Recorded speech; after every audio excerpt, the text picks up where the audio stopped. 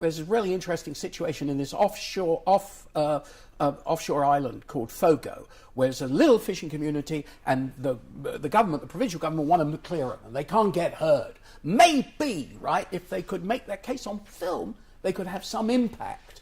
Not in general, not consciousness raising, but they could actually have some direct impact on the government in St. John's to stop these crazy schemes. Because what these guys are saying is, give us a plant, let us have a new boat, we'll be fine. And indeed, that's what happened. Colin Lowe made these films, 27 of them, at the behest directly of the people. He self-consciously abandoned the prerogatives of the documentary director, right? So there are two things I'm trying to say here. First one is targeted audience. Second is, what's the function of the director? And in fact, in terms of the time in Canada, to use the French, this is the director becoming an animateur socio-culturel, a social cultural animator, yeah? Right? So the Griersonian prerogatives of great artists, Fred Wiseman saying, I couldn't let anybody look at the footage and tell me what to do. These guys start to think there's another way, okay? They called it the Fogo process in the film board.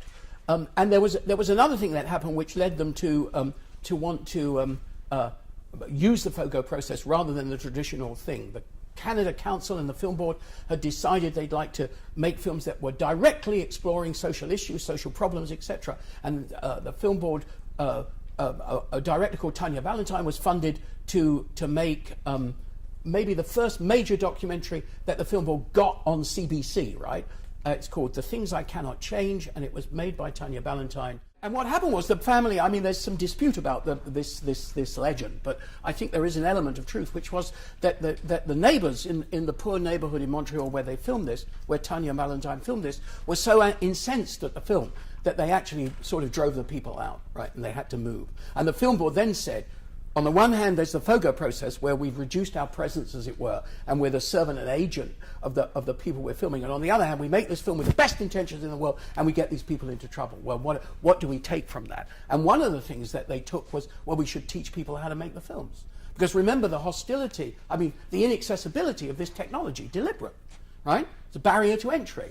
You know, if you want to make things available, the notion of animation is animateur, right? I should say, you know, the notion of enabler is actually the crucial thing. And what that says to me is that what you're enabling is therefore not out of your creativity, your agenda, except in an advisory capacity, yeah? And that what you're trying to do is liberate people's voices. I'll sit down as an expert in communications and I will say to you, what do you want to say? Who do you want to say it to? Why don't we send them a letter? Why don't we make a blockbuster? Why don't we, whatever it might be, right? I have no preconceptions, nor would George. Kiss or a handshake. Doesn't matter, right? What matters is the object of the communication. What are you trying to achieve? Who are you trying to get to? And that then dictates what the most appropriate means of communication are.